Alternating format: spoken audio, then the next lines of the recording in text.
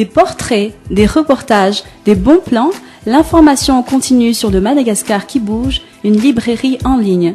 Le tout sur une seule et même adresse, www.nocomment.mg, la version numérique du magazine No Comment, le mensuel gratuit numéro 1 à Madagascar.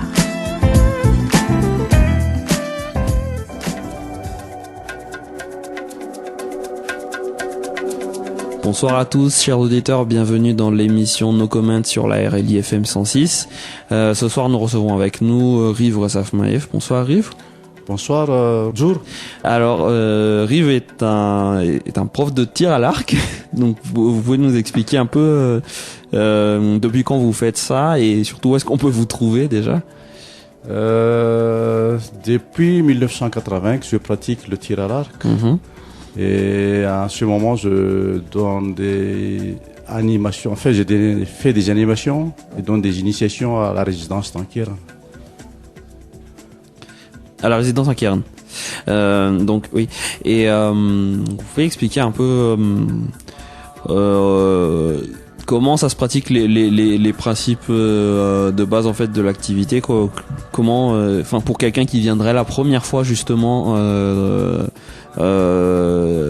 prendre des cours avec vous. Voilà. Donc je tiens à préciser d'abord que le tir à l'arc ça se pratique sur plusieurs disciplines.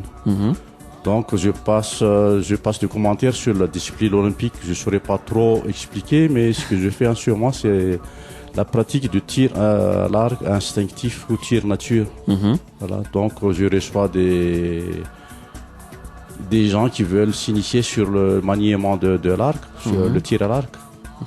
Donc ils viennent soit le mercredi, le samedi ou le dimanche ou à la limite sur rendez-vous. Oui. Voilà. Donc c'est sur un terrain plutôt statique pour le moment parce que la discipline tir instinctif ça se pratique plutôt en tir parcours, c'est-à-dire parcours dans une forêt. Voilà.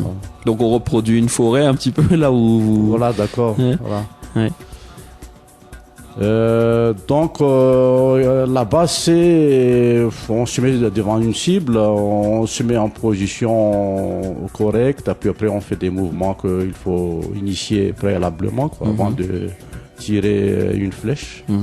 Ça demande une certaine condition physique quand même, je suppose. Non, pas exactement, parce que la condition physique n'est pas du tout le problème. Il y a du matériel, des arcs adaptés suivant la personne. Voilà, donc là, en principe, c'est pas le matériel qui domine la personne, mais c'est la personne qui doit dominer le matériel. Justement, l'arc, il pèse, il a une puissance variable. Voilà, une puissance variable suivant la personne. Et ça, donc, pour commencer, par exemple, avec quel genre d'arc il faut... Donc déjà, que je tiens à préciser, c'est la sécurité. Donc on se met pas en face de la cible n'importe comment. Donc on démontre la sécurité, on prend l'arc, la flèche. Il faut aussi savoir positionner la flèche sur l'arc. Voilà. Vous pouvez expliquer un peu comment justement ça se place donc, sur l'arc? Oui, je tiens encore la différence entre la discipline olympique et discipline tir nature. La discipline olympique, il faut choisir l'œil directeur suivant la puissance de l'œil du pratiquant. Et dans notre cas, c'est pas ça. Il faut tirer avec les deux yeux ouverts. Oui. Donc, on avantage plutôt le manuel, quoi. On est droitier ou gaucher. Voilà.